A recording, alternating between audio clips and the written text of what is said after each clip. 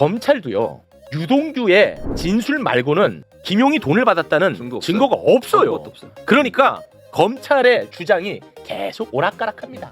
김건희가 또 지금 시에 관심이 있는지 가장 어두운 밤에 달빛이 밝게 빛나듯이 어떠한 경우에도 변명하지 않겠다? 죄다 변명하잖아. 모두 윤석열의 뭐 달그림자 뭐 있지 않나요? 이쪽은 이제 달 쪽으로 지금 많이 꽂혀 있네. 그러니까요. 자, 오늘 이제 매불쇼에 처음 모시는 두 분이 지금 나와 계시는데요. 제가 그 윤석열 시대에 수사했던 모든 사건들을 다 들여다봐야 된다. 내가 일관된 주장 계속 해오고 있지 않습니까? 그러면서 이제 매불쇼에서도 관련 사건들에 대해서 하나하나 다루고 있습니다. 뭐 예를 들면 송영길 돈봉투, 조국 수사, 청와대 하명 수사, 그리고 이재명 대통령과 관련된 수사 다 이제 다루지 않았습니까? 근데 그 중에서도 이재명 대통령과 관련된 그 파생되는 수사가 굉장히 많거든요. 그것들도 다 하나하나 들여다봐야 됩니다. 그런 차원에서 오늘 저희가 모셨는데요. 최 교수님 그 생일 축하드립니다. 고맙습니다. 고맙습니다. 오늘 이제 처음 뵀는데 아까 저희끼리 굉장히 재밌는 시간이 있었습니다. 우리 김용 부원장님이 저를 보고 뭐 좋아하시더라고. 보통 이제 저를 많이 좋아하고 그렇죠, 박수사는 약간 좀 패싱하거든요. 일반적으로. 나보다 두 배 더 반가워요. 그래서 와 이거 뭐야 이게 무슨 상황이지 했는데 구치소에서 MBC 저녁 프로그램이 리포터거든요. 그거를 무지하게 많이 보셨다는 거야.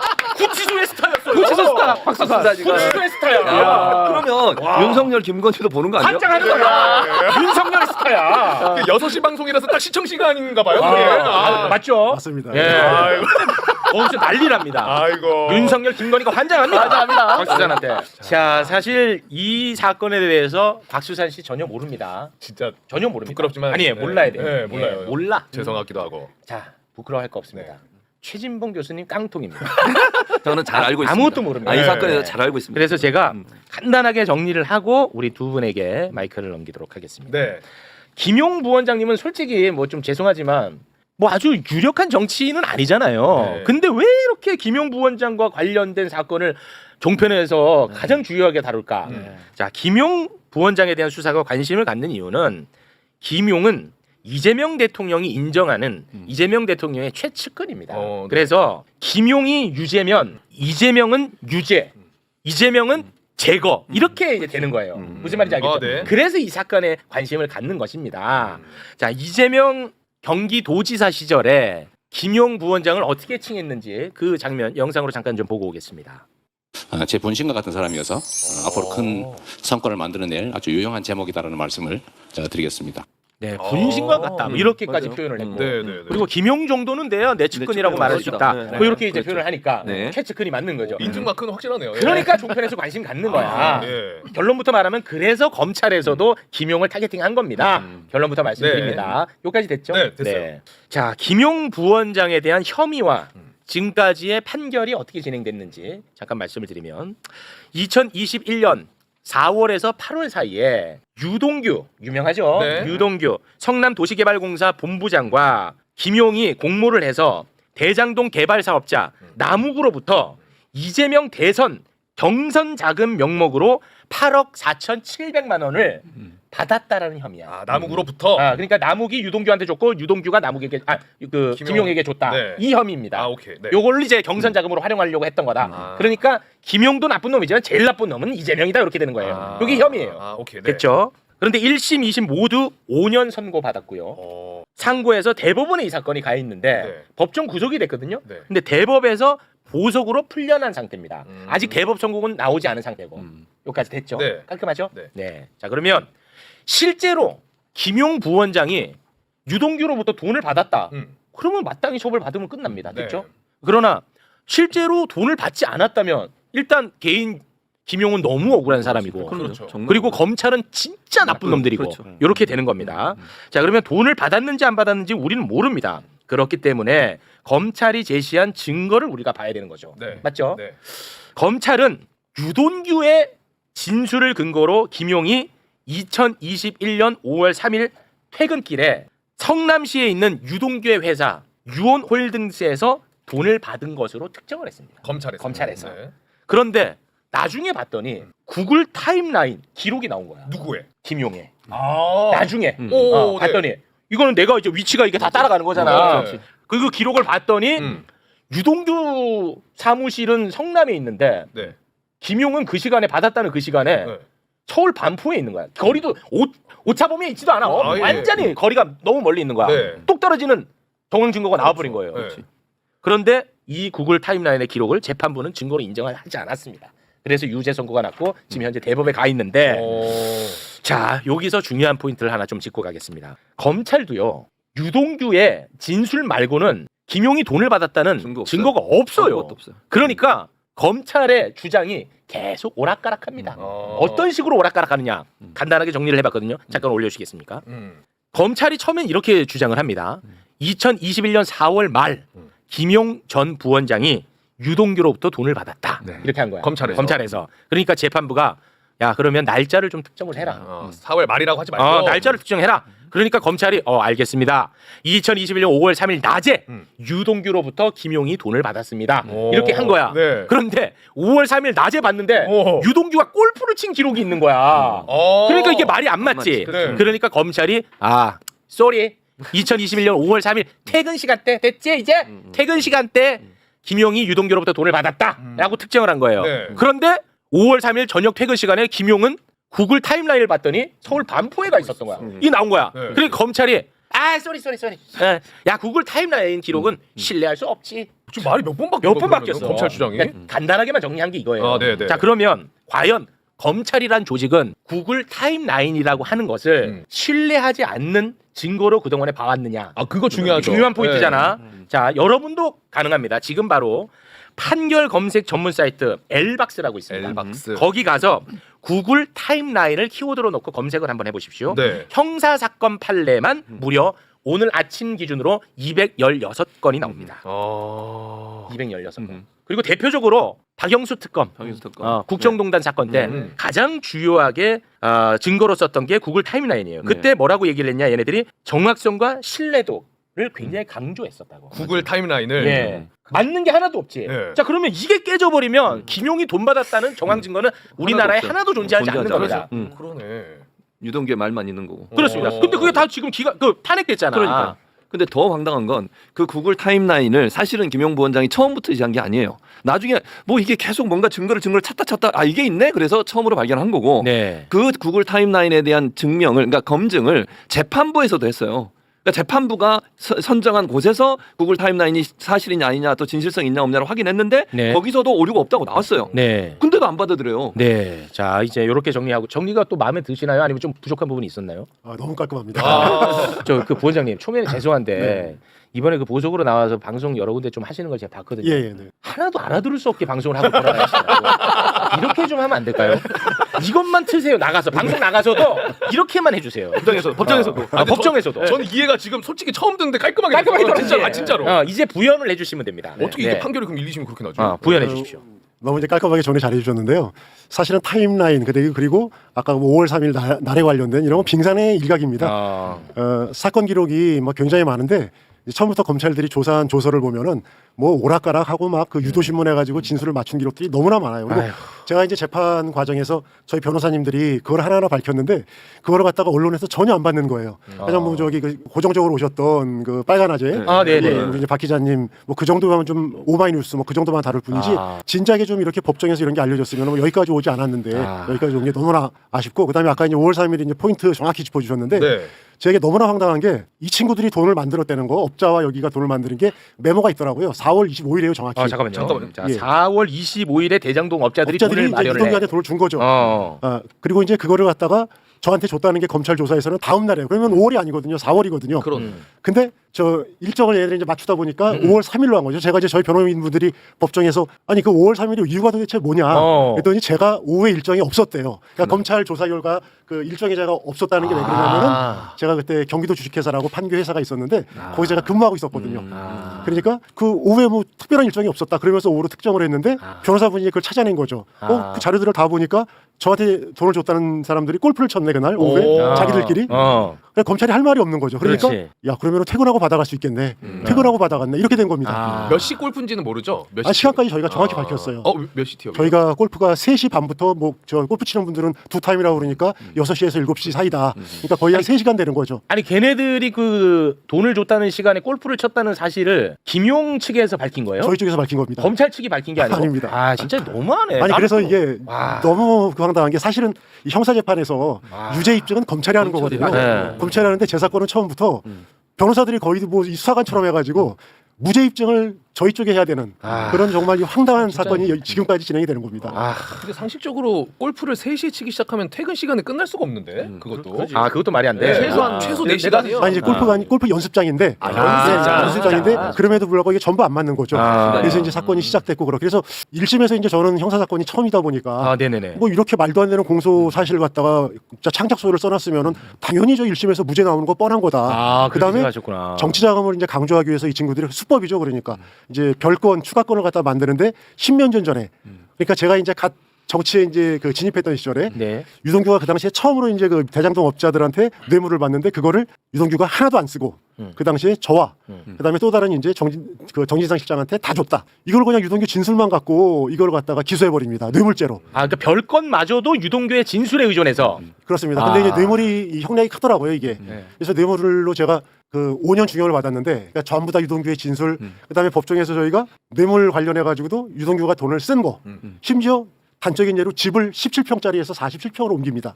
그 당시에. 그다음에 촬영. 그 술집에서 여자한테 팁을 갖다가 1,000만 원을 주고 이런 게 다 밝혀져요. 그러니까 돈 쓴 내역들이 전부 다 나오는데 네네. 검찰은 이런 거를 전부 다 그냥 숨겨버려요. 와. 여자친구 포르쉐? 차 구매. 포르쉐. 그렇죠. 이제 그거는 이제 정치자금법에서 뭐 몇 억을 받았으면은 돈 쓴 거를 찾아야 되지 않습니까? 근데 네. 저는 그렇게 찾았는데 아무것도 없어요. 당시에 선거를 같이 했던 뭐 실무지 이런 데를 다 털었는데 아무것도 없고 그다음에 이쪽 유동규는 보니까 그 내연녀한테 포르쉐를 사주는데 거기에 드러난 것만 현금을 갖다가 3,500만 원을 줘요. 그 차가 뭐 1억 5천대라고 그러는데 그래서 제가 법정에서 이제 그런 얘기도 했습니다. 아니 우리 같은 사람들은 포르쉐를 줘도 못한다.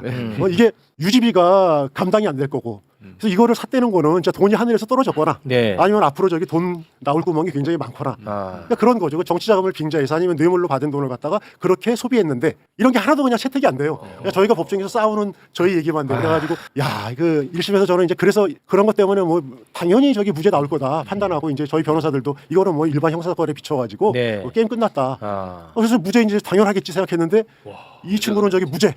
저는 5년 중형. 유동규는 무죄요. 네. 그게 너무 황당한 거지. 그러니까 제가 말씀드린 게 또 유동규 씨가 이 엄청난 에피소드가 많습니다. 막 제주도 여행을 뭐 며칠 가잖아요. 근데 제주도 여행을 일주일도 안 갔는데 거기서 6천만 원 씁니다. 제주도에서? 네, 6천만 원 씁니다. 이렇게 돈 쓴습니가 커요. 그거는 그 입증이 돼요? 네, 다 기사로 나온 거예요. 그리고 유동규가 유원홀딩스 설립할 때 남욱이라는 사람한테 35억을 빌렸거든요. 이걸 2년 만에 탕짐했다는 이런 사실도 있어요. 아니 제가 궁금한 게 유동규 같은 경우에는 우리 김용 부원장에게 해가 될 만한 모해 위증의 동기가 충분히 존재하잖아요. 충분히 하죠. 그렇잖아요. 예, 맞습니다. 그거를 재판부는 어떻게 판단을 합니까? 사실 유동규한테 모해 위증은 간단히 그 동기는 자기가 처벌을 안 받는 게 가장 큰 동기거든요. 그렇겠죠. 본인이 받은 거 다 뇌물이고 사실 정치자금도 아니에요. 그 사람은 다 뇌물로 받은 거죠. 그렇게 하고 지금 돈 쓴 게 차만 한 4대 나와요. 사실 지금 포르쉐 얘기하고 그랬지만 차만 한 서너 대 나와요. 사건 기록에. 네. 집 바꾼 거, 뭐 아까 사치한 거 다 네. 나오는데 이런 것들이 사실 기소가 안 되거나 아니면 일부러 유동규는 이제 누가 봐도 그러면 자기 본인 말에 따르더라도 김용 부원장한테 뇌물을 줬다는 사람인데 정치자금을 줬다는 사람인데 그렇지. 받은 걸로 뇌물을 받은 걸로 기소가 된 거예요. 그래서 그 부분에 재판부가 이상하다. 이거 거꾸로 기소한 거 아니냐. 김용호한테 그 너가 준 거잖아. 그걸 네. 기소했으니까 그럼 이 준 걸로도 기소해라 이렇게 얘기를 했어요 재판부가. 네, 그렇게 해야 된다. 판결문에 써 있어요. 그렇게 안 했기 때문에 불고불리. 그러니까 검사가 기소하지 않은 거에 대해서 재판부가 판단할 수 없다. 그렇지. 그 불고불리의 원칙에 따라서 어쩔 수 없이 무죄를 준다라고 써 있어요. 그러면 검사가 만약에 공무원으로서의 직무를 수행한다면 네. 항소심에서라도 1심에서 이렇게 봤으니까 그 바꿔서 기소를 합니다. 아니면은 뭐 두 가지 중에 하나라도 선택해 주세요. 이렇게도 할 수 있거든요. 네. 받은 걸로도 볼 수 있고 준 걸로도 볼 수 그렇지. 있으니까 네. 선택해 주세요. 둘 다 안 했어요. 그래서 무죄가 확정이 된 거거든요. 와. 대놓고 봐주는 거고 그렇게 진술을 할 충분한 이유가 있고 심지어 재판부조차도 유동규는 거짓 진술을 할 동기가 있으나 네, 그래도 믿을만하다. 뭐 이런 뜻이에요. 뭘 보고 마지막에 왜 한번 꺾는 거야? 아니, 그러니까 트로트야. 그 정확히 구두산 표현은 뭐냐면 아니 남욱과 정민용이 거짓 진술할 이유는 없지 않냐. 유동규는 거짓 진술할 이유가 있더라도 이런 식으로 판단을 했어요. 근데 사실 남욱과 정민용의 진술은 유동규가 그러던데예요. 본 것도 아니고 직접 목격한 것도 아니고 유동규의 현장에 전원. 있던 것도 아니에요. 그러니까 뭐 나머지 사람은 뭐 관심 없고 네. 유동규는 사법부에서도 판사도 이자는 위증할 동기가 충분히 있으나 신뢰할 만하다. 이게 과연 맞는 문장입니까? 그러니까 이제 말도 안 되는 건데. 그러니까 그러면 유동규가 결과적으로 왜 그 검찰에게 유리한 진술을 하는 그 동기를 찾아봐야 되잖아요. 그러니까 일단은 몇 가지로 추정해 볼 수 있는데 일종의 플리바게는 거 아니에요? 플리바게닝이죠. 그런 거지. 2022년에 정권이 그때 이제 바뀌고 그다음 수사팀이 교체가 되고 그다음에 유동규가 이제 수사를 받던 도중에 접견이 어느 순간 끊겨요. 일반 접견이라고 해서 구치소 가면은 면회를 갈 수 있잖아요. 네. 그게 6월부터인가 아무런 그 내용이 없어요. 막은 건가 싶거든요. 검찰에서. 그러면은 사실 갇혀 있는 사람 입장에서 접견 막아놓고 계속 불러서 수십 차례 수사를 하고 그러다가 갑자기 진술이 바뀝니다. 유동규 진술이 갑자기 9월달 말쯤에 모든 걸 말씀드리겠습니다. 라고 하더니 이제 김용 원장 그리고 정진상 실장님 이름이 나와요. 그리고 이제 구속 만기가 되면 원래 보통 유동규처럼 재판이 여러 개 있는 사람들은 출소할 날짜가 되면 어차피 다른 사건이 또 있으니까 추가 기소하죠. 예, 그걸로 영장 치면 되거든요. 네. 안 쳤어요. 내보내주고 다음 날 들어가십니다. 이게 그게 무서운 검찰 입장에서 유동규를 봐주고 유동규를 기소를 안 하고 이런 방식을 통해서 계속 김용과 정진상을 뇌물을 받은 사람을 만들어가는 거죠. 결국. 김용 수사 기소한 사람 누구예요? 정말 또 여기도 강백신이 좀 나오는 건 아니겠지? 정확합니다. 강백신 너 웃기냐? 와 강백신이가 또 나오네 여기서 강백신이. 그 수사 라인이 이제 그 부장검사가 특수일부의 강백신이었고 3부 제가 그냥 그것까지 전부 다 그냥 그 저절로 외워졌습니다. 3년을 갖다가 시달리다 보니까 일부가 어미준이라고. 어미준이가 또 나와요 여기? 그러니까 이게 그 당시에 서울중앙지검이 거의 이 조작 수사를 위한 거의 총본산이에요. 특수검사들이. 근데 이게 제 사건만 그런 게 아니더라고요. 제가 보석 나가서 집에 책장에 보니까 이제 그 한명숙 전 총리가 쓴 책이 있더라고요. 옛날에 읽지 못했는데 제가 읽어보니까 제 사건은 거의 똑같아요. 이게 구조가. 근데 거기서 담당한 검사가 어미준입니다. 맞습니다. 근데 이제 조금 이건 좀 이제 이런 얘기인데 이 친구들이 만약에 정말 제대로 수사를 해서 저를 5년 그 중형을 그 선고한 이 사실이 정말 맞다 그러면은 끝까지 저기 이 진실을 밝혀야죠. 맞습니다. 아니, 우리가 저기 수사해서 김영희 저기 돈 받아서 5년을 갖다가 선고하게 했다. 근데 이번에 그 상당수가 사표를 쓰고 속된 말로 도망갑니다. 제가 이제 지난번에도 한번 이제 페이스북에다 그 말을 옮겼는데 이창수 검사장 예, 사표 쓰고 제가 이거 도망가는 거 이대로 두면 안 된다 절대. 그래서 이게 계속해서 검사들이 특수부 검사들이 조작하고 장난치고 도망가서 또 로펌 가가지고 수십억 저기 그 변호사로서 그 치부하고 이 구조를 끊기 위해서는 반드시 어떤 형식이 됐든 간에 이번에 22년 대선 끝나고 나서 이 광범위한 조작 사건에 개입돼 있었던 검사들 맞아요. 그게 핵심이에요. 그 얘기를 하려고 두 분 모시는 거예요. 근데 이제 사실은 제가 이렇게 보니까 이게 그냥 뭐 그 정도 뭐 고용군 차장검사 그다음에 부장검사 실무진 이 정도 차원이 아니에요. 이게 대선의 정치자금을 수수했다고 하면 어마어마한 건 아니겠습니까? 그렇죠. 당시에 윤석열 대통령 한동훈 법무부 장관이 몰랐을 리 없어요. 보고받고 유동규가 좀 이렇게 진술 오락가락합니다. 그러니까 그 단위에서 보고받고 야 좋아 빠르게 잡아들여 이러면서 10월 8일 날 아까 우리 변호사님 말씀하신 대로 막 집중적으로 압박을 가해가지고 자술서를 쓰고 나서 열흘 만에 저를 체포해요. 그 사이에 모든 거를 짜맞춘 거예요. 검사들 사진 좀 준비를 그러니까 해놓죠. 이게 정리가 안 되는 거예요 자기들도.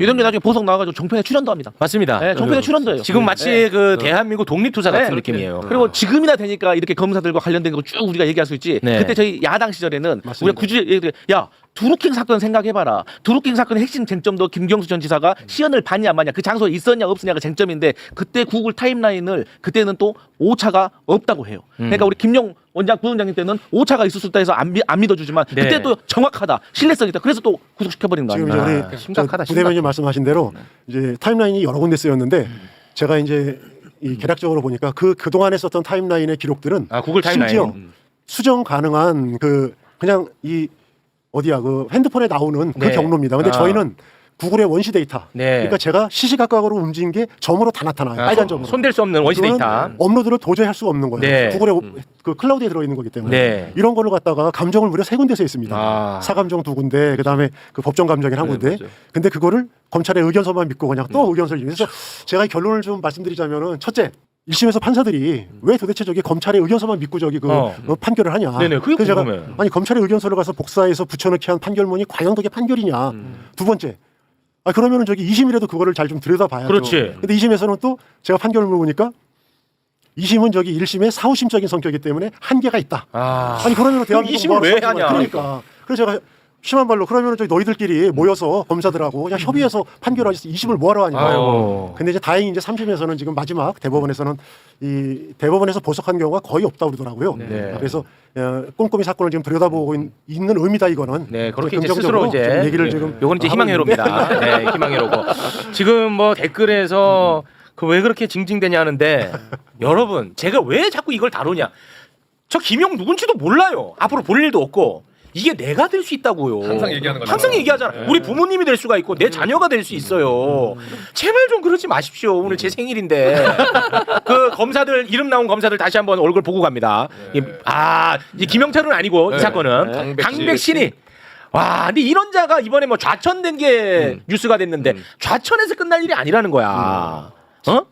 어미준이 좌천됐는데 좌천에서 끝날 일이 아니다. 수사에서 이거는 처벌해야지. 징계로 끝날 일도 아니다. 처벌 대상이다. 저는 그렇게 생각합니다. 저는 더 문제는 우리 마침 언론학자님 나오시는데 언론이 더 문제라고 봅니다. 그렇지, 더 대한민국 문제지. 언론이요 제일 관심 있는 역사에서 가장 관심 있는 이슈가 대장동이었어요. 그렇지. 근데 왜 맞아요. 이런 거 안 다뤄요? 그러니까 얼마나 나쁜 인간들이야 언론이. 기자들을 그렇게 가르친 내가 가르친 기자들은 제대로 해요. 늘 얘기하잖아요. 그래요? 여기 나왔었잖아. 무슨 소리 하는 거예요? 기억 안 나요? 그래요? 박형광이든 또 누구지? 그 뉴스토마토에 그거 있잖아 하면. 그게 박형광이야? 아니 박형광 말고. 박형광을 두 개로 쪼개. 아니 박형광 말고 그 쪼개기고 박형광. 케이블 타이로 이거 쪼가려고 그랬잖아요. 예. 뉴스토마토. 그 친구도 제 제자예요. 그래요? 제가 가르친 애들은 그렇게 안 해요. 네.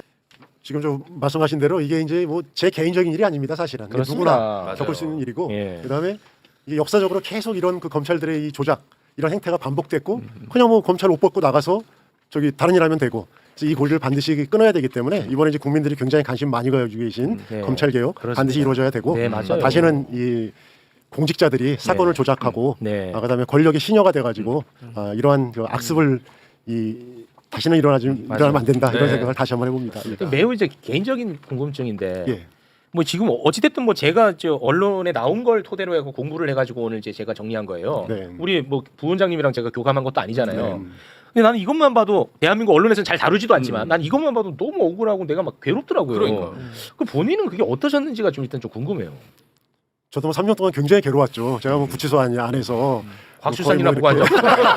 얼마나 억울해. 박수산 씨 한 오늘은 MBC 프로 너무나 큰 위로가 됐고 또 곽수산 씨를 통해서 또 우리 저기 이 체육 매불쇼 이걸 상기하면서 이겨내는 시간을 가졌습니다. 예. 준비를 좀 많이 뭐 사진을 갖고 왔는데 하나만 사진 하나만 띄운다면 사진 하나만 볼까요? 11번 11번 사진. 사진인데요. 네.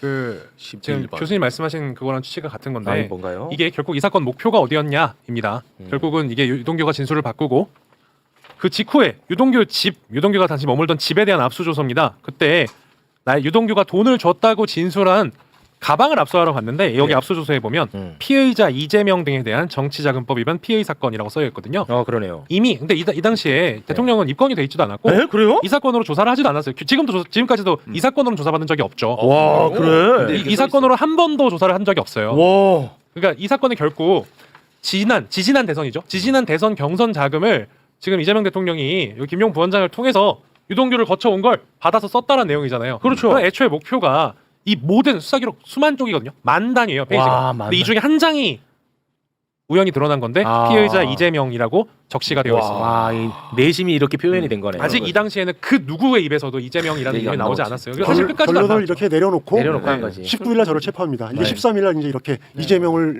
이름을 갖다가 특정해 놓고 아마 김용 부원장님이 그 당시에 만약에 체포돼서 검찰이 원하는 대로 똑같이 유동규처럼 똑같이 그렇게 했거든요. 압박을 하고 계속 수사를 여러 번 부르고 그냥 얘기하고 편하게 가셔라. 뭐 어떤 검사는 들어와서 나는 호남 출신인데 나는 되게 내부적으로 좀 지지합니다. 김용 부원장 이해합니다. 그 얘기 들으셨죠? 그렇게 하면서 그냥 얘기하시죠. 막 이렇게 그렇게 압박을 해요. 그렇게 해서 결과적으로는 나왔으면 이걸로 치고 들어갈 생각이었죠. 대선 과정에서. 정말 심각합니다. 우리 그 이름 잊어서는 안 되고요. 네. 반드시 처벌까지 가야 됩니다. 우리 저 민주당의 부대변인 담투 쓰면 꼭 좀 그거 해결해 주시기 네, 바라겠습니다. 알겠습니다. 네. 서류 넣습니다. 정청래 대표님. 네.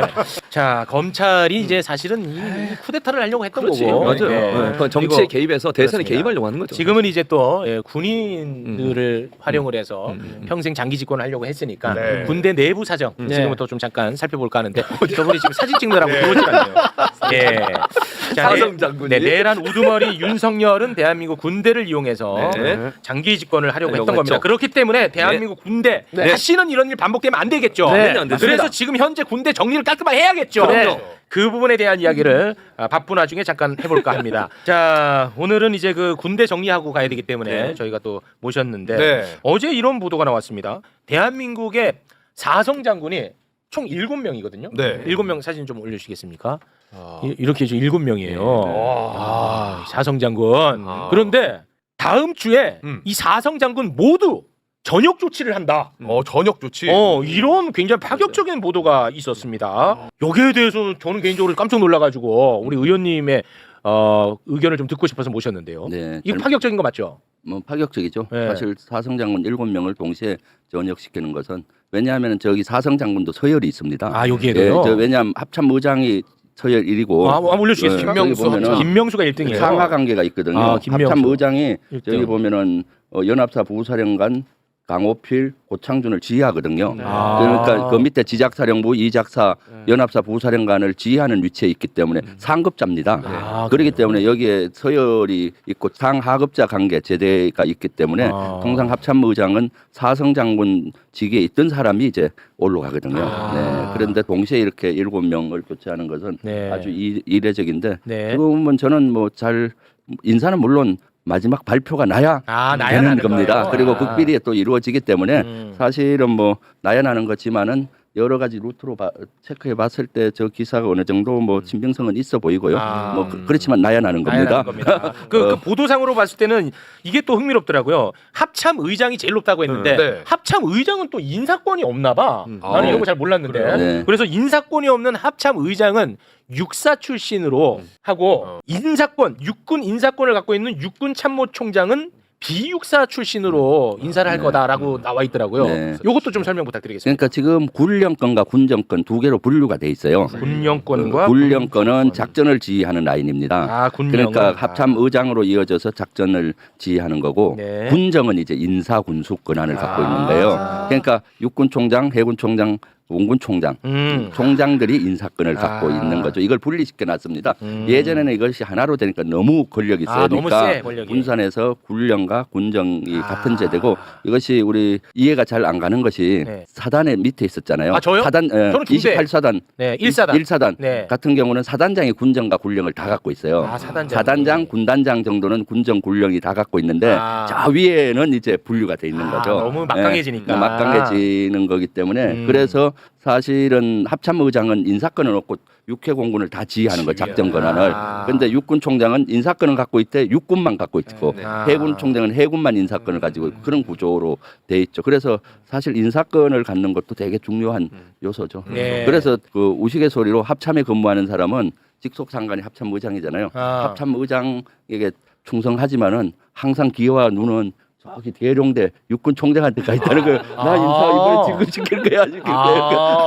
재밌네. 네, 그런 것들이 있죠. 그러면 아까 그 합참 의장의 지위를 받는 예를 들어서 포스타 지작사령관 이런 사람들도 그러면 합참 의장 앞에서는 이 거수경례 때립니까? 당연하죠. 그래요? 당연하죠. 직속 상관인데. 다리 못 꼬고 앉고. 못 보고 앉지. 밥 먹을 때 왼팔 내리고 먹어요. 위로 갈수록 더 오메요? 그럼. 위로 갈수록 이제 같은 동기 한두의 차이지만은 위로 갈수록 그런 것들은 더 지키려고 노력해요. 엄격히. 근데 아무튼간에 이 내란이 다시는 이 군대에서 있어서는 안 되는데 이런 이제 인사만으로도 이게 가능한 건지에 대해서는 좀 이게 너무 큰 거대 담론이라. 그래서 저는 사성 장군 7명 교체가 다 돼야 된다고 개인적으로 생각해요. 저는 왜냐하면은 사성 장군들 같은 경우는 직간접적으로 내란과 다 관련이 있을 확률이 있잖아요. 그리고 관련이 없다 하더라도 본인이 그때 같이 상황실에서 다 모니터링을 하고 그렇게 됐고 지금 이제는 얘기할 수 있는데 제가 그때 12월 6일 날 특전사령부 방문해서 그때 다시는 이런 일 하지 않겠다 뭐 이런 지시가 내려오면 안 따르겠다 했 거기 계엄 사령관들한테 갔었고요. 그것만이 아니었어요. 사실 사성 장군 중에 계엄에 직접 관여 안 한 일부 인원들한테도 제가 전화를 했어요. 이거는 자네들은 직접 관련은 없지만은 군의 사성 장군으로 책임이 있다. 그렇지. 그러니까 다시 계엄이 잘못됐다. 그러니까 다시 이런 지시가 오면은 따르지 않겠다라고 성명서든 기자회견을 해서 국민을 좀 안심시켜 달라고 그렇지. 제가 국방위원 자격으로 얘기를 했어요. 그런데요? 그런데 거절하더라고요. 이자- 그래서 제가 거절했어. 그때 뭐 하여튼 아니 사성 장군식이나 돼서 국민이 그때 얼마나 불안했어요. 2차 계엄의 얼마나. 불안감이 얼마나 컸습니까? 그렇기 때문에 직접 관련이 없는 이런 사람들이 나와서 이건 잘못됐습니다. 다시는 이런 것들이 안 하겠습니다. 국민들이 안심하고 2차, 3차 비상계엄이 꺾일 거 아니에요. 네. 그런데 제가 거절을 당했죠. 아. 그래서 꼭 손을 봐야 봐야 된다라고 돼. 저 개인적으로는 봐야 생각을 돼. 했었죠. 완전 문장 시켜야 됩니다. 포스타들. 그래서 이번에 뭐 다음 주 정도 발표가 날 것 같긴 한데 두고 봐야 되긴 하지만은 네. 저는 개인적으로는 잘 된- 7명 모두 교체를 해서 네. 만약에 저 중에 7명 중에 1명을 합참 의장시키고 뭐 육군 총장시키고 하잖아요. 나중에 수사하다 보면은 조사하다 보면은 내란과 연루된 것이 나오면 그럼 어떡할 어떡하겠어요. 거야? 그럼 그것이 큰 또 문제가 군기관도 무너지는 되거든요. 겁니다, 거기서. 하여튼 포스타 정도 되는 사람은 지금 책임을 져야지. 직간접적으로 있고 예. 법적인 책임은 없더라도 그 당시 그 군에 있어서 그렇습니다. 그걸 제대로 막지 못하고 일어난 이후에도 네. 제가 얘기처럼 그 성명서 하나 못 낸 그렇지. 그런 책임, 도덕적인 책임은 있다고 맞습니다. 보기 때문에 네. 이게 다 정리를 하고 네. 군이 새로 가야 되는 그렇습니다. 거죠. 네. 자, 다음 주에 또 인사 나는 걸 보고 저희가 또 이야기를 이어가도록 하겠습니다. 네. 자, 그러면 지금부터는 국민의힘 이야기를 빨리 다루고 특검 이슈로 넘어가도록 하겠습니다. 국민의힘은요, 지금 굉장히 골치 아파요. 심각하고 예, 관련한 내용 가장 내밀하게 잘 아는 국민의힘 출신 두 분을 저희가 또 출신 두 분. 네. 자, 그럼 오늘은 국민의힘 이야기를 하러 나오셨는데 네. 전당대회가 끝나고 그 최고위원회 열었거든요. 근데 국민의힘은 그 공산당 시스템을 도입한 것 같아요. 왜요? 김문수 최고위원이 국민의힘 소속이 김문수? 최고위원? 김민수? 김민수 김문수 나가리 됐고 김민수 김문수는 지금 집에서 스트레칭 지적하려고 했어 방금. 김민수 민수. 최고위원이 방송 나가가지고 네. 국민의힘 씹는 자들 가만두지 않겠다. 이거 공산당이잖아요. 맞아, 이거. 맞아. 네. 그 경고장 날리는 모습 잠깐 영상 보고 오겠습니다. 이 순간부터 국민의힘의 소속이면서도 개파 정치를 위해 당을 무지성으로 비판하고 있는 패널들에 대한 해당 행위의 책임을 반드시 묻겠습니다. 누구와 싸워야 할지 분별하고 제발 정신 차리시기 바랍니다. 와, 저렇게 야, 무섭다.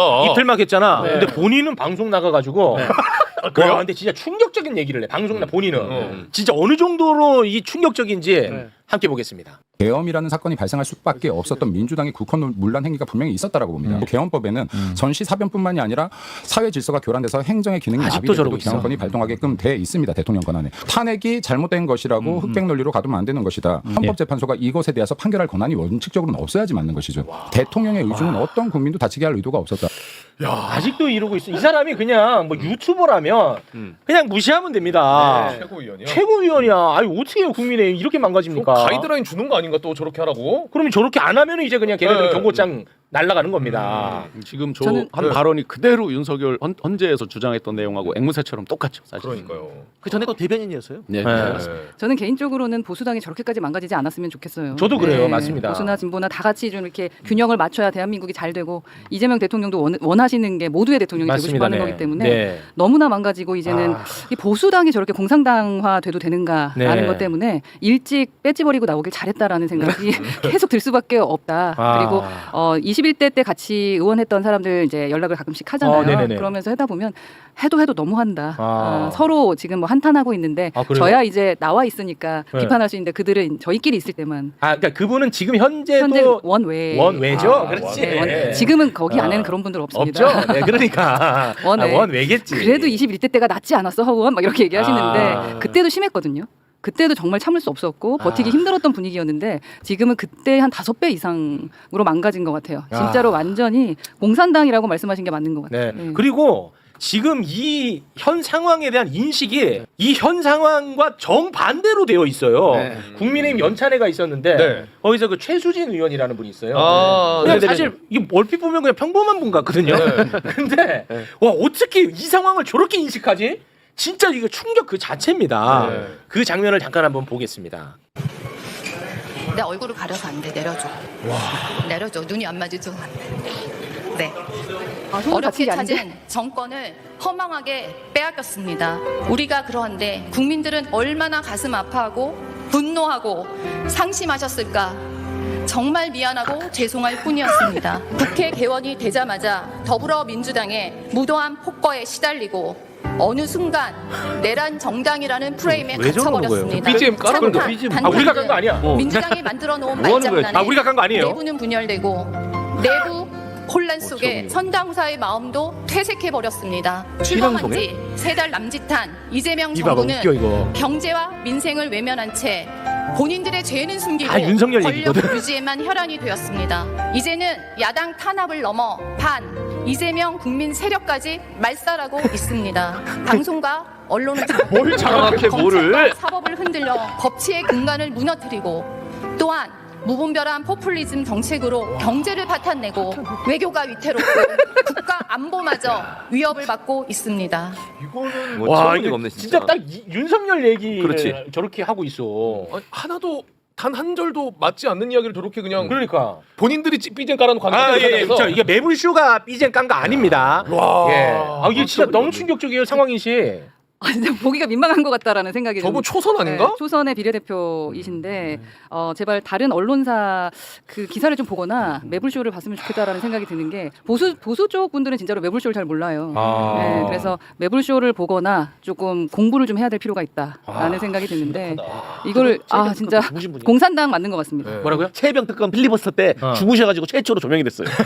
그 전까지 전혀 존재감이 없었는데 존재감이 그때 없었구나. 편히 주무시다가 바로 전 누가 잔 거야 해가지고 그때 딱 인기를 좀 끌었던. 그때 인기 끌었어요. 저쪽 진영에서 피곤했나 보다. 얼마나 피곤했으면 잤냐. 윤건이 월드라고 우리가 이제 흔히 얘기하잖아요. 그 세계에 한번 갇히면 그대로 저렇게 이제 고정화되는 것 같고요. 심각해. 현장에서 이제 중립에 있는 기업인들 있잖아요. 특히 제 고향 이제 충청도 같은 데는 그 사안에 따라서 이제 어떤 판단을 달리할 경우가 많은데 최근 들어서 점점 더 정말 창피해서 지지하지 못하겠다는 그런 기업인 이런 분들이 현장에서 많이 있습니다. 네. 근데 이렇게 그 국민의힘이 참담한 현실임에도 불구하고 이재명 대통령은 장동혁 대표랑 만나겠다고 얘기를 했어. 근데 장동혁은 지금 이런저런 조건을 내세우면서 안 만나겠다는 거잖아요. 그렇죠. 지금 현재 장동혁은 뭐 여러 가지 뭐 예를 들면 구체적으로 안건이 나와야 된다, 어디가 나와야 된다, 자기하고 단둘이만 만나야 된다 이런 여러 가지 얘기들을 하고 있는 상황이에요. 네. 근데 사실은 이재명 대통령이 그러면 여야를 같이 불러서 회담을 하는 거예요. 원래 여야 지도부하고 어느 한 정당의 사람만 불러가지고 회담을 하지 않습니다. 대통령이. 그래서 함께 의견을 들어보고 국회 의견을 들어보고 여야를 함께 부르지 그렇게 개인적으로 부른 적이 없어요. 한 번도. 근데 그럼에도 불구하고 강훈식 비서실장은 그래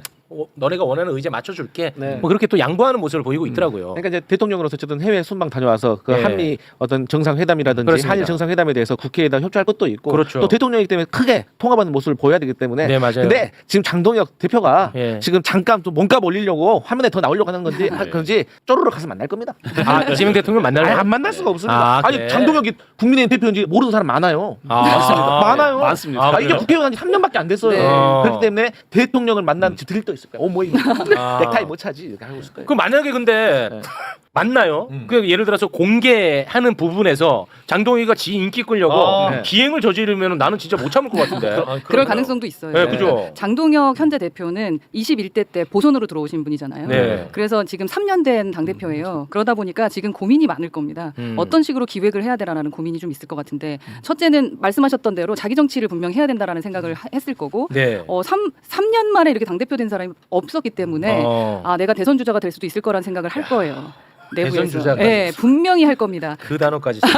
그렇기 때문에 지금 국힘은 그렇습니다. 주자도 없고 다 대표가 됐기 때문에 그리고 또 특히 뒤에 도와주시는 분들이 계시다라고 생각하잖아요. 예, 윤건길이 있기 때문에 길이 붙어 요새는. 길이 붙죠. 요새 같이 길 도와주고 붙습니다. 있기 때문에 그래서 고민하고 있는 거죠. 내가 이렇게 될 수도 있을 거다. 그리고 길 선생께서 말했잖아요. 네. 내가 밀어주면 대통령도 될 수 있다. 그렇습니다.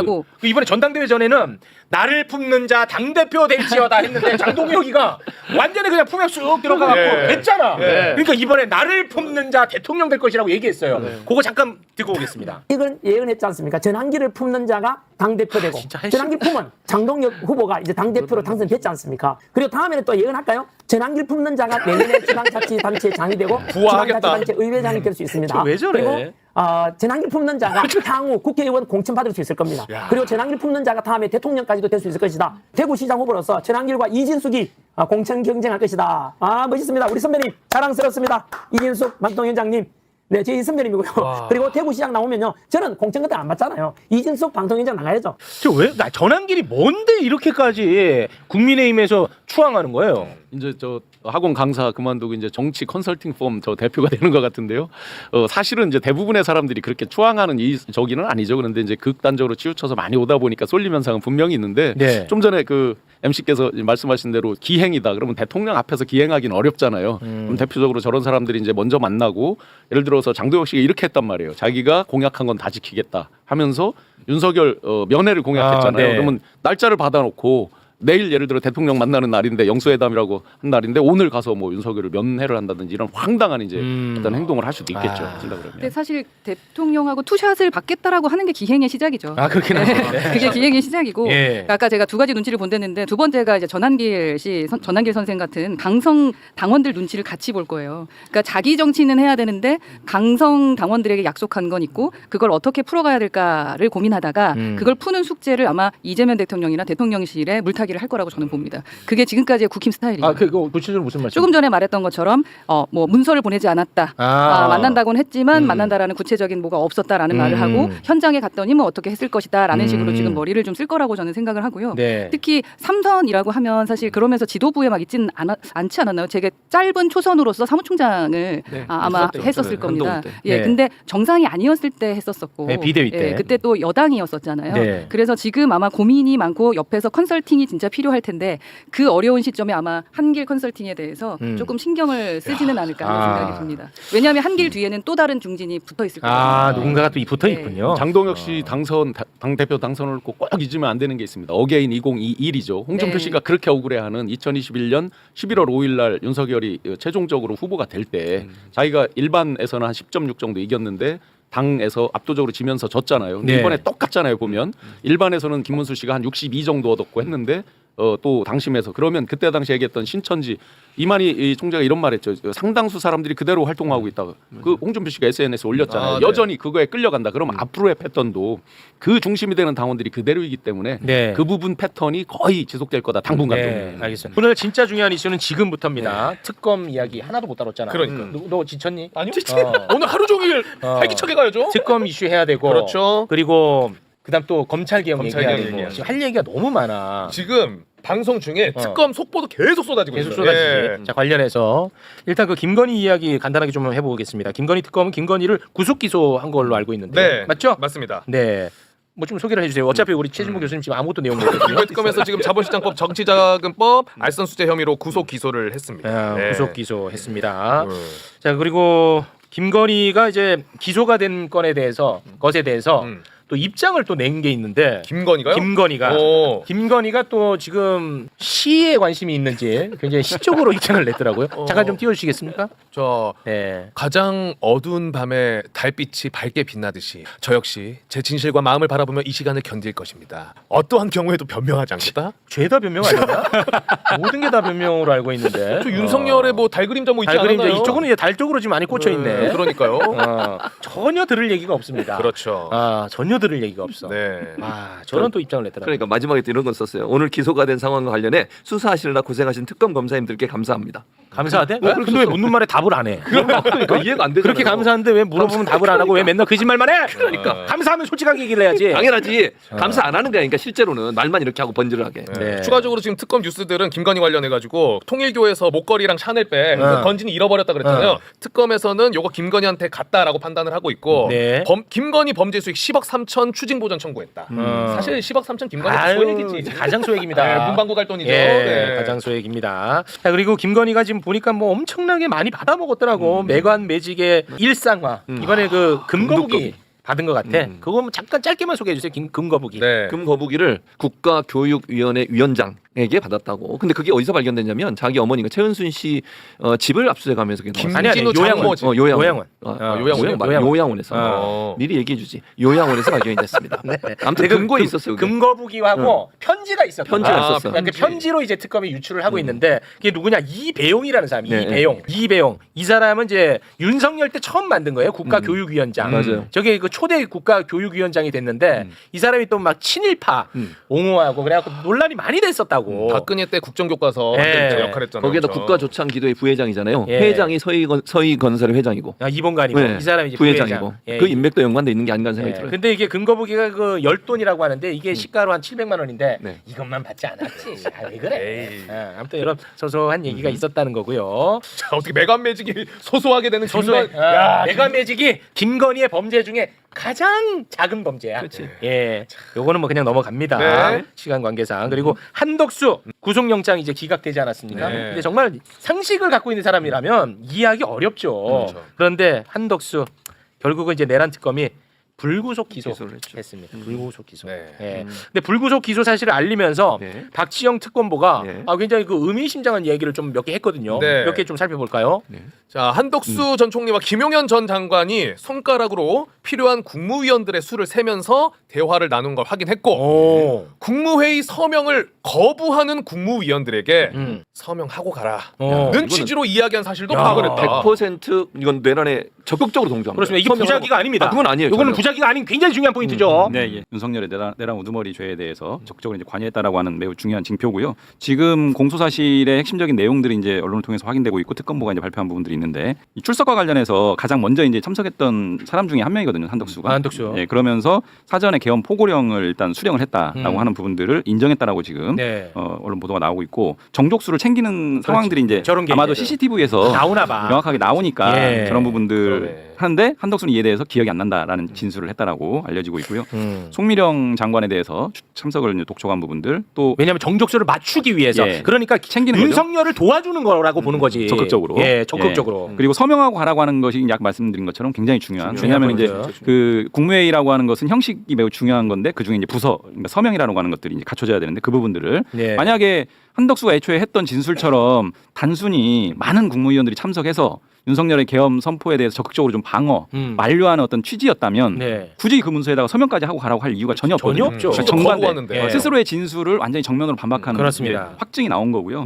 그다음에 계엄 해제와 관련된 국무회의도 굉장히 좀 지체시켰다라고 하는. 그 진술을 확보했대요. 그 진술을 올려주세요. 그것도 확보했답니다. 그러니까 이거 굉장히 중요한 포인트거든요. 한덕수 총리는 계엄 해제 요구안이 가결된 후 국무회의를 소집해야 한다는 주변의 제안에 일단 기다려보라고 묵살했다. 이거는 진짜 죄질이 안 안 좋아. 그러니까 저는 이게 방조가 아니라 네. 내란 주요 임무 종사자예요. 네. 아니 서명을 안 하겠다는 국무위원한테 서명을 하라고 얘기하는 것도 합법화 시켜주는 거잖아요. 그리고 지금 이것도 국무회의 여는 것을 기다려봐라고 하는 것도 빠르게 이걸 해제를 해야 되잖아요. 당연히 해야죠. 그렇죠. 근데 네. 그걸 지체하게 하는 이유는 돕겠다는 거 아니에요, 내란을. 그렇습니다. 근데 이걸 어떻게 풀어주는지 이해를 구속을 안 하는지 모르겠어요. 그러다 보니까 지금 나오는 얘기가 특별재판부 얘기가 나오는 거 아니겠습니까, 의원님? 이건 어떻습니까? 지금 민주당에서 얘기가 나오는 것 같던데요. 사실은 이제 원래 특별재판부라고 하는 것은 원칙적으로는 안 하는 게 맞습니다. 왜냐하면 우리나라는 상권 분립이 돼 있고 기본적인 법원의 체계가 이제 갖춰져 있기 때문에 안 하는 게 맞는데 이런 얘기가 나오는 역사적 배경을 분명하게 봐야 되는 거고요. 이런 거는 어떻게 보면 법원이 자초했다. 그래서 실제로 헌법에 특별재판소 설치를 금하고 있긴 하지만 우리가 지금 얘기하는 것은 특별재판소라는 어떤 새로운 법원을 창설하라는 얘기가 아니고 특별재판부 말하자면 이 건을 집중적으로 이 건만 다루는 별도의 재판부를 하나 구성을 하자라고 하는 거기 때문에 헌법에서 금지하고 있는 내용과는 충돌되지 않는다라고 저는 보고요. 실제로 역사적으로 우리나라에서도 반민특위라는 거 아시죠? 반민특위에서 이런 특별재판부를 실제로 구성했고 60년도에 부정선거와 관련된 3.15 부정선거 아시잖아요.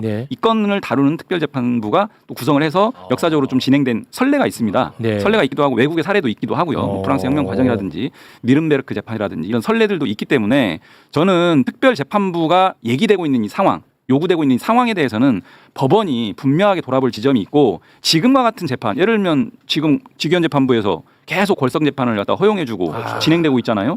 직위원 부장이 또 어떤 사람입니까? 왜 그 짧게 끝날 이 사안에 대해서 아무런 감찰 결과를 발표하지 않고 대법원이 뭉개고 있는지 재판 진행과 재판 주체에 대한 국민적 의혹이 너무나 큰데 이런 방식으로의 재판은 나중에 결과가 나왔을 때 국민적 어떤 수용성이 있겠느냐라고 하는 거거든요. 맞습니다. 그래서 이 부분들을 종합하면 지금 단계에서 특별재판부를 꾸려서 계엄 내란과 관련된 사건을 집중적으로 다룰 수 있도록 하는 게 재판의 신뢰성이라든지 수용성 제고를 위해서도 반드시 필요한 거 아니냐라고 하는 합리적 의견들을 저희가 제시를 하고 있는 겁니다. 그러니까 민주당에서 이제 그런 목소리가 나오는 단계고 이걸 혹시 지금 추진하려는 움직임이 좀 있나요? 지금 기존에 이제 법 안을 제출한 바도 이미 있습니다. 네. 법안 제출한 바도 있고 사법농단 당시에도 이 유사한 특별재판부 설치 법안을 과거에 낸 적이 있거든요. 그런 법안들을 참고해서 이미 법안을 한번 제출한 바도 있고 네. 지금 이런 주장들을 계속 국민적 공감대를 형성해가면서 법안 추진까지도 우리가 네. 좀 적극적으로 검토해야 될 단계가 아닌가 싶고요. 네. 엊그제 추미애 법사위원장께서 네. 페북에다가 지기현 부장에 대해서 또 분명하게 좀 일침을 가했습니다. 네. 왜 이거 계속 묵살하느냐? 네. 대법원 뭐 하는 거냐?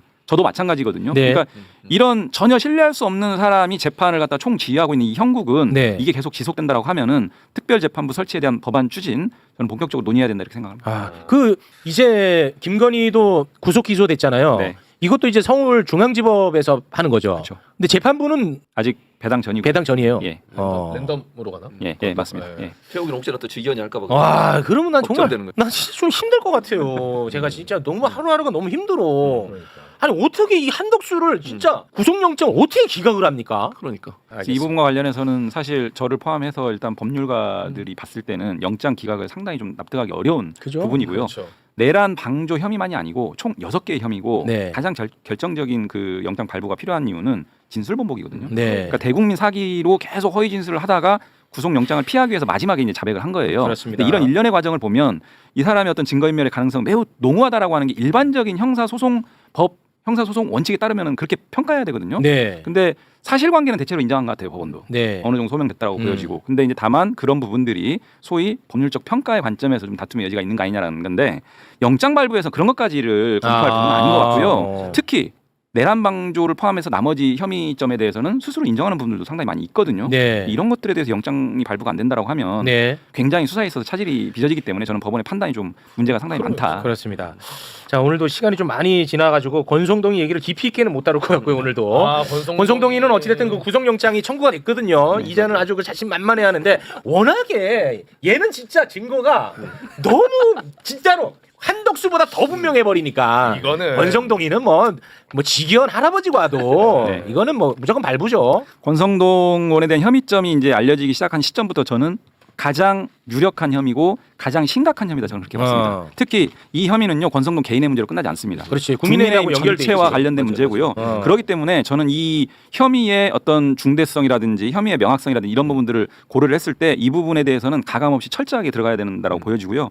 일단은 영장이 청구됐고 스스로가 불체포 특권을 포기하겠다는 의사를 밝혔거든요. 네. 그럼에도 불구하고 절차는 진행이 돼야 되는데 그렇죠. 절차와 관련해서 이제 특검이 받았기 때문에 법무부를 거쳐서 대통령께서 재가를 하면 국회로 넘어오고 국회가 이제 본회의에 보고를 하고요. 네. 보고하면 24시간 이후 72시간 이내에 체포동의안. 체포동의안 안건을 처리하게 됩니다. 네. 저는 지금의 형국과 혐의의 중대성을 고려하면 아마도 언제쯤? 시점이요? 네. 시점은 일단 9월 1일 날 정기국회가 이제 개의를 하는데 네. 그날 아마 넘어오기에는 일정표상 다음 주 월요일이잖아요. 네. 아마 일정표상 쉽지는 않을 것 같고 그 이후에 본회의에서 보고가 되고 보고된 이후에 24시간 72시간 내에 처리가 되지 않을까. 그러면 저는 제일 기대하는 건 뭐냐면 이제 권성동이가 이재명 대표 괴롭히려고 불체포 특권 포기한다고 그때 서명했던 거고 이번에도 또 역시 얘기를 했거든요. 그렇죠. 그러면서 약속을 했던 게 뭐냐면 나는 국회 본회의장 가가지고 여러분 나 잡아가지고 이거를 설명하겠다고 얘기를 했거든요. 그거는 근데 본인이 원하면 할 수 있는 거예요?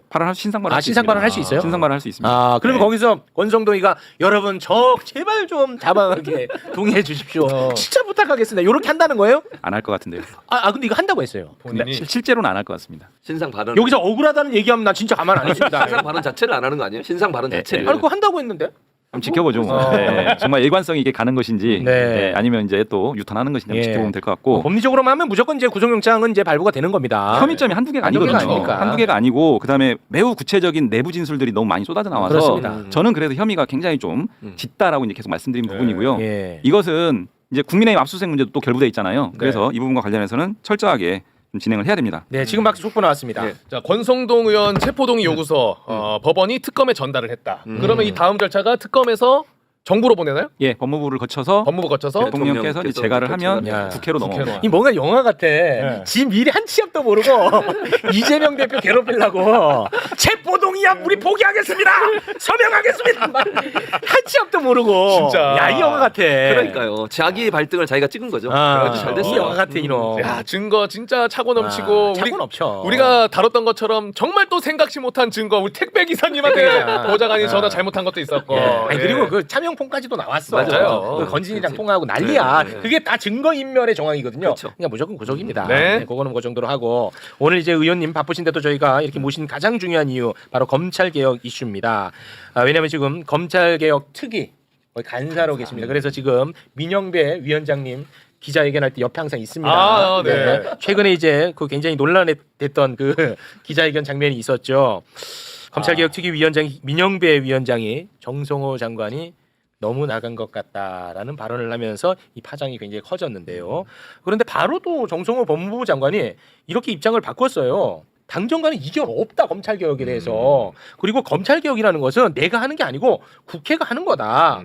당에서 추진하는 대로 따르겠다라는 입장을 밝혔거든요. 네. 이제 뭐 어느 정도 수습 단계로 접어드나요? 어떻게 되나요? 저는 애초에 이게 이견 프레임, 당정 간 충돌 프레임으로 좀 가져가는 것 자체가 조금 오히려 너무 나갔다 그래요. 아, 그게 너무 왜냐하면 나갔다. 절차가 이렇습니다. 당 특위는 당 지도부가 아닙니다.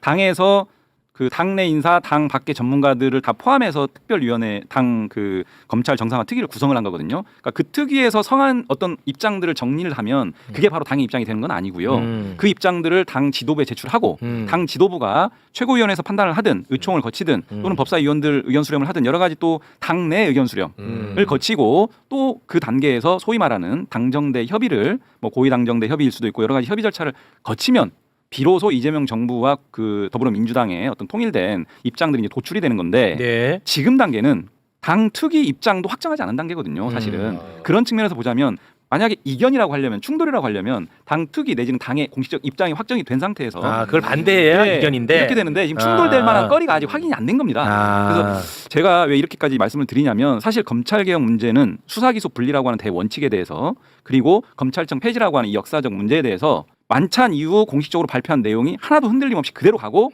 그 지점에 있어서는 당정대가 아무런 이견이 없다. 네. 아무런 이견이 없고 그 구체적 내용들을 만들어가는 과정이기 때문에 현 단계에서 이런 부분들이 확정되지 않은 부분과 관련해서 국민들께 네. 자꾸 어떤 혼선의 모양새로 비춰지는 것이 좀 맞지 않기 때문에 언론에서도 이런 부분들을 아직은 논의 과정이기 때문에 네. 특위도 다양한 의견을 수렴할 수밖에 없지 않습니까? 네. 그래서 예를 들면 정부의 입장은 어떤 것인지도 좀 들어보고 또 국민들의 어떤 공론화 과정을 통해서 국민의 의견들은 어떤지도 좀 수렴해보고 네. 이런 일련의 과정을 거쳐서 특위가 안을 성안을 하면 그때 비로소 이제 논의의 출발이 생기는 거죠. 네. 당 지도부에 제출하면.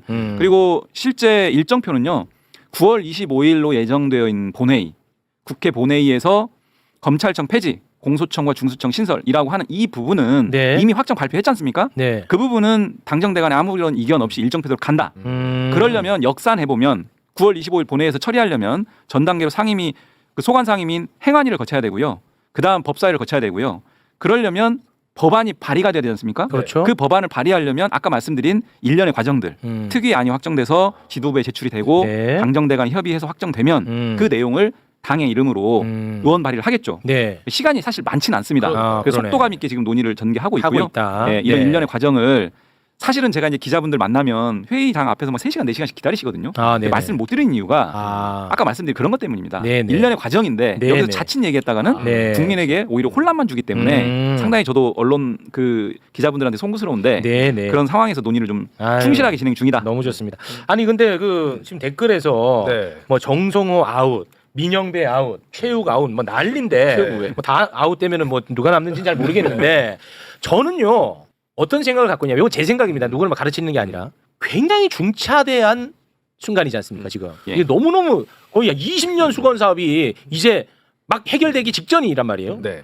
아니 이렇게 이 정도로 시끄러운 게 나빠요? 전혀. 아 이렇게 서로 정상이야. 다투고 경쟁하고 그 중에서 경쟁에서 이긴 것으로 개혁의 동력을 삼고 그렇게 가고 하는 게 이게 자연스럽고 좋은 거 아닌가요? 이용원도 얘기하셨지만 세 군데잖아요. 네. 당정 그다음에 대통령실. 네. 요 세 군데가 논의를 하고 있는 과정인 거예요. 네. 그 과정에 의견이 좀 다를 수도 있고 지금 네. 말씀하신 것처럼 또 혹시나 한쪽에서 미처 확인하지 못한 부분이 있으면 이쪽에서 또 얘기하고 그렇지, 이러면서 만들어가는 다듬어지는 거지. 당연하죠. 그럼 시끄러운 게 좋은 거지 왜? 그 당연히 좋은 거지. 무슨 근데 북한도 왜 아니고. 그 나보고 왜 너 아웃시키라고 무슨 시켜? 아웃이야 최욱을 왜 아웃시켜? 그럼 나는 같이 갈 거니까 어쨌든. 그러니까 제 생각은 지금 똑같은 말 두 사람이 똑같은 얘기를 하고 있다고 생각해요. 네. 9월 25일 9월 25일. 검찰청은 폐지됩니다. 야 지금 근데 속보가 나왔는데, 네. 야 이거 속보 하나 좀 소개해 주세요. 대통령- 이거는 저 의원님도 모르는 거다. 네, 대통령실의 입장이 좀 나온 것 같은데 어. 이재명 대통령이 검찰개혁 토론 직접 주재할 수도 있다라는 발언이 있었나 봐요. 네. 혹시 깜짝 놀랐죠? 이재명 대통령이 토론을 직접 주재할 수 있다. 왜냐면 이재명 대통령 타운홀 미팅 가면 지난번에 호남에서 기억나시죠? 광주공항 이전 문제 때문에 지자체끼리 서로 충돌이 많았거든요. 그때 거기서 깨끗하게 정리해버렸어요. 그러니까 이번에도 그럴 가능성이 저는 있다고 봅니다. 요거는 그 제가 좀 사회 보면 좋을 것 같은데요. 좋은 아이디어네. 네, 요거는 이제 좋은 아이디어인데 최후. 요거 내가 사회 많이 토론으로 내가 하면 어떨까? 많이 놀라시네. 많이 당황하시네. 자, 그럼 오늘은 여기에서 마무리를 지어볼까 하는데요.